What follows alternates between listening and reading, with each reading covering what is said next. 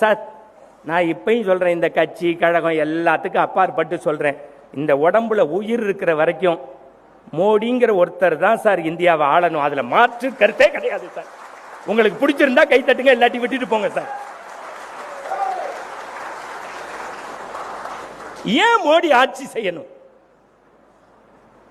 தமிழ் வாழ்க, கற்போடு இருப்போம், கற்பை காப்பாற்றுவோம், கற்பு நமக்கு உயிர் அப்படிங்கிறான் மேடையில.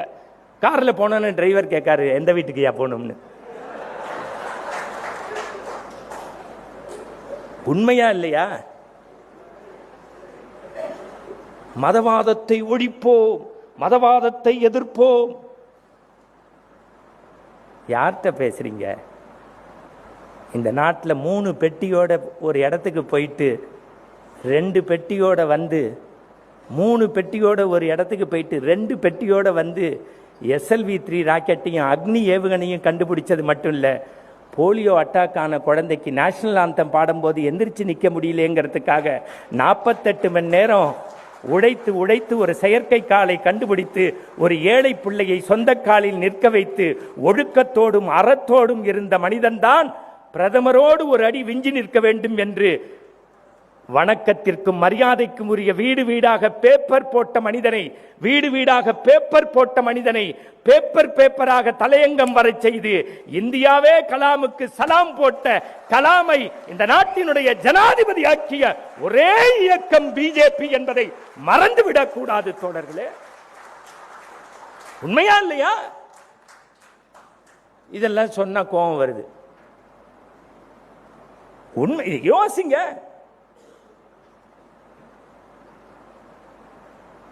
ஒரு அம்மா இருந்தது பிரதிபா பட்டீல்னு, அது கிளம்பும் போது சேரையும் எடுத்துட்டு போச்சு. அப்புறம் செக்யூரிட்டி சொன்னா, இல்லம்மா அது கோபுரத்தில் இங்கேயே இருக்கணும்.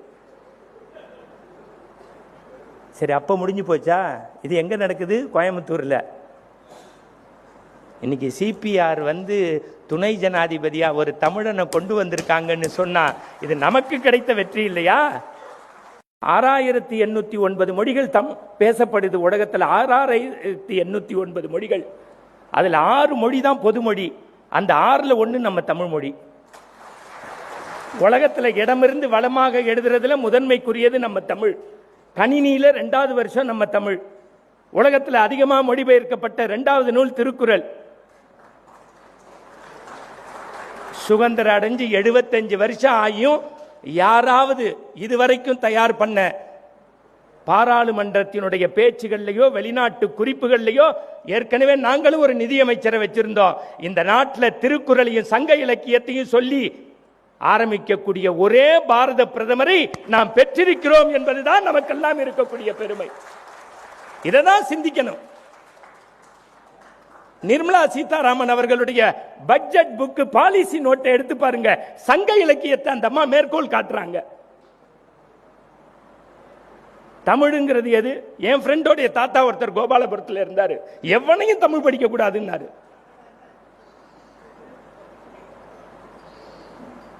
அவன் பேரனெல்லாம் ஹிந்தி படிக்க சொன்னாரு. இந்த படித்தவர்களும் அரசியலும் எனக்கு ஒரு தலைப்பை வேற போட்டாங்க. 2014 நீங்க பாருங்க, 2014 இந்திய விமானங்களினுடைய நிலையத்தினுடைய எண்ணிக்கை என் அன்பு சகோதரிக்கு தெரியும், வெறும் 74. 2014 விமான நிலையங்களினுடைய எண்ணிக்கை 74. 2025 161. மறந்துடாதீங்க. 2014 பொருளாதாரத்தில் இந்தியா 11வது இடம். 2025 உலக வரைபடத்தில் அவர் பாவம் இன்னும் 10 நிமிஷம் பேசணும்னு போட்டிருக்காரு. 2014 பொருளாதாரத்தில் 11வது இடத்துல இருந்த இந்தியா இன்னைக்கு உலக பொருளாதாரத்தில் 3வது இடம். 2014 25க்குள்ள 34,600 கிலோமீட்டர் நம்ம ரயில்வே பாதை போட்டிருக்கோம். மறந்துடாதீங்க, 2014 2025க்குள்ள 13,603 மேம்பாலங்களை கட்டிய ஒரே அரசு மோடியினுடைய அரசு. 2014க்கு அப்புறம் எரிசக்தி இன்னைக்கு பதிஞ்சா நாளை காலைல கேஸ். உலக வல்லரசுலயே 3வது இடம். இது எல்லாத்தையும் விட்டுருங்க சார்.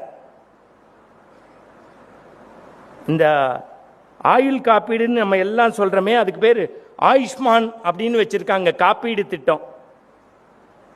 ஒவ்வொரு குடும்பத்துக்கும் 5 லட்சம் ரூபாய். 70 வயசு ஆயிடுச்சுன்னா இன்னும் மேற்கொண்டு 5 லட்சம் போட்டு 10 லட்சமா கொடுக்குறாங்க. விவசாயிக்கு வருஷத்துக்கு 6000 ரூபாய். நீங்க எப்படி பாருங்க, 10 வருஷத்துக்கு மேல இந்த நாட்டில் பிரதமராக இருக்கக்கூடிய மோடியின் மீது ஒரு எல் முளையளவாவது குற்றச்சாட்டு இருக்குன்னு யாராவது சொல்ல முடியுமா?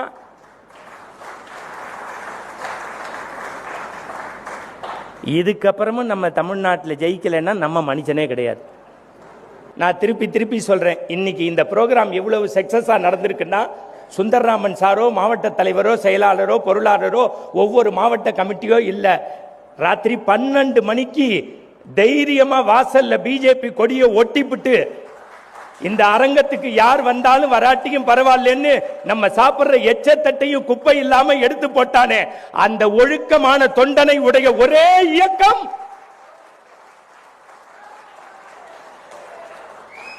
உண்மையிலேயே நான் சொல்றேன் உங்கள்கிட்ட, நீங்க யாருக்காவது நன்றி சொல்லணும், இல்ல இந்த இயக்கம் வளரணும்னா வசதி இருக்கிறவன் அள்ளி கொடு, இல்லாதவன் கிள்ளி கொடு, அதுவும் முடியாதவன் இயக்கத்துக்கு உடல் உழைப்பு கொடு, அதுவும் முடியாதவன் நல்லது செய்யறவன தப்பு பேசாம போ.